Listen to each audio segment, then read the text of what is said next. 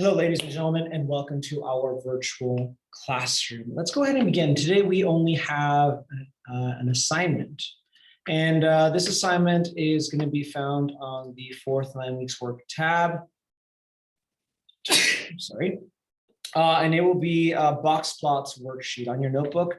You should label your notebook Boxplot's worksheet. And obviously, you will upload a picture to your OneNote notebook. Let us begin. Ladies and gentlemen, beginning here with number 1. Let's make a box plot using both of these data sets. And essentially, we're comparing the prices of snowboards in 2 different shops. So we have Middletown Snowboards and Snowboard Central. So these are 2 different data sets. And ladies and gentlemen, we will organize this data into a box plot. So as always, we organize the data from least to greatest, which both of these are already organized from least to greatest.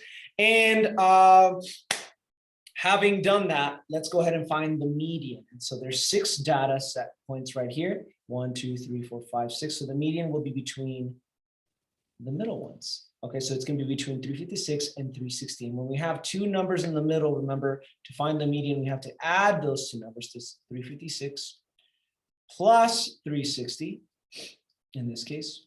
That's going to give us 6, 11, 716, and then 716. Now we're going to divide that by 2, in this case, giving us 358. Ladies and gentlemen, that is our median, otherwise known as Q2. Remember that Q2 is the median. The second quartile is the median. Okay, that is the 50th percentile. That's half, right? 50% is half. That is it. Very good. Now that we've done that, let's look at the 3 data points in the lower half, and we see that the lower median, our Q1, is 350. And in the upper half, our Q3 is 375. Because again, that is the median of the upper half. On Snowboard Central, we see that the median will be between 386 and 392. So again, I'm going to add 386 plus 392, giving us 778, and 778 divided by 2 should give us 389, I believe. That is our Q2 for Snowboard Central. Now the lower half, the lower median is going to be 370, which again is our Q1, and the upper half of this data, our upper median is going to be 395. That is our Q3. So we have Q1, 2, 3, and Q1, 2, 3 for each of these. Now, what I want you to do in your notebooks is we are going to make a table, ladies and gentlemen. We are going to be making a table for both Middletown Snowboards and Snowboard Central. Okay, if you don't want to write all that out, you could just put MS for Middletown Snowboards and SC for Snowboard Central. And in this data, we're going to put the 5 main statistics. The 5 main statistics being the minimum, Q1, Q2, otherwise known as the median, Q3, and the maximum. So we can see that the minimum, ladies and gentlemen, the minimum for Middletown Snowboards was 345. So I'm going to put 345. And the minimum for Snowboard Central was similar at 343. So they have very similar minimum prices for their snowboards. Moving on to Q1. Q1 is 350 for Middletown, but it's 370 for Snowboard Central. Q2 for Middletown is 358, and it's 389 for Snowboard Central. Our Q3 for Middletown is 375,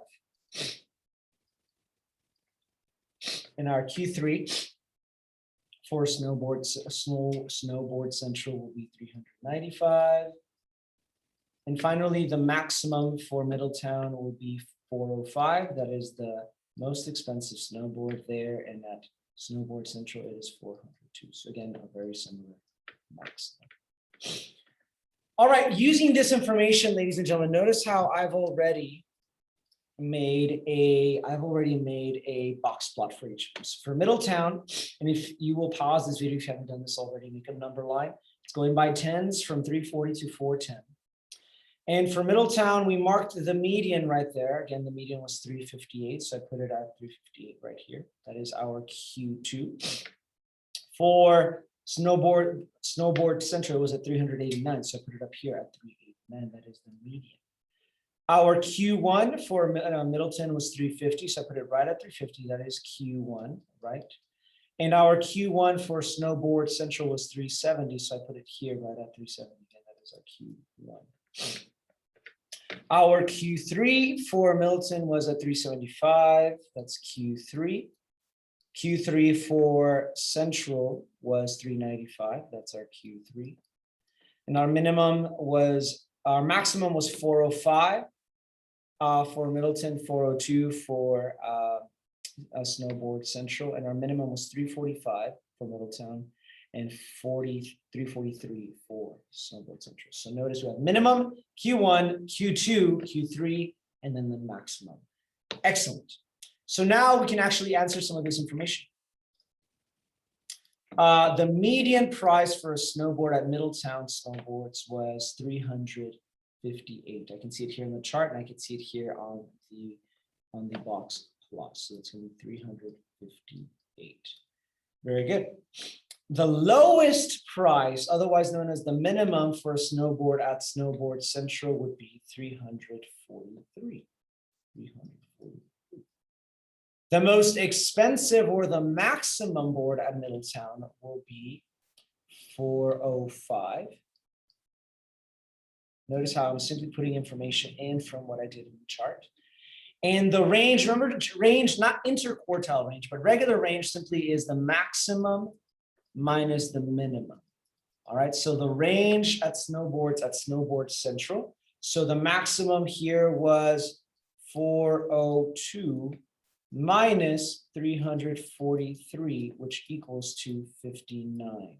So there's a price difference of $59 between the most expensive boards at Snowboard Central and the least expensive boards. And finally, the one I want to spend most time in is this one, the 75th percentile. 75th percentile at Middleton Snowboards. What is that? Ladies and gentlemen, remember that whenever we do a box plot or a box and whisker plot, each of these 4 sections represents 25% of the data. So really from the minimum to Q1, that is 25%. That is 25%. From Q1 to Q2, that's another 25%.